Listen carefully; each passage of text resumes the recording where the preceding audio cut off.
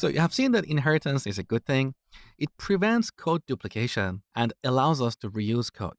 For example, here we have this bird class that inherits from the animal. So it inherits all the features of this animal class. In this case, we are reusing the eat method here. That's pretty good. However, too much of a good thing is a bad thing. And that's very true about inheritance. Because too much inheritance between classes can increase complexity and introduce various kinds of issues. Let me show you an example. Here I'm going to define a class called chicken. Well, a chicken is a bird, so we can inherit it from the bird class. And here I'm going to use the pass statement to define an empty class. So as I've told you before, pass is a statement that doesn't do anything. We just use it to make Python interpreter happy because we cannot have a class without anything in it. We need to have at least one statement. So here we have the pass class. But there is a problem in this code. What is the problem?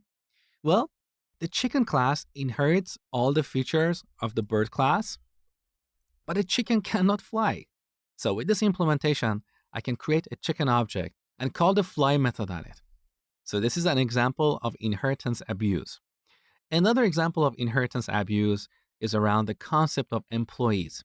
And I've seen that a lot in my career. So some people say, well, an employee is a person, and a person is a living creature, which is a thing, blah, blah, blah. This is what we call multi-level inheritance, which can significantly increase the complexity of your software. To tell you a little story, in one of my previous jobs, we had this consultant and he was charging like $150 an hour or more. And he came up with a huge inheritance hierarchy like this. In fact, 3 times bigger than this. There were so many levels, and he essentially tried to model the entire universe. This is really, really bad.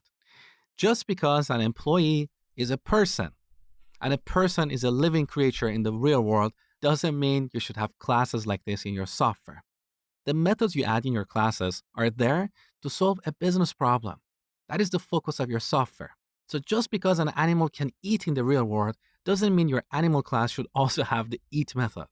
You got the point, right? So this is multi-level inheritance and you should avoid it at all times. If you want to use inheritance, limit it to 1 or 2 levels. Going beyond that, trust me, you're going to shoot yourself in the foot.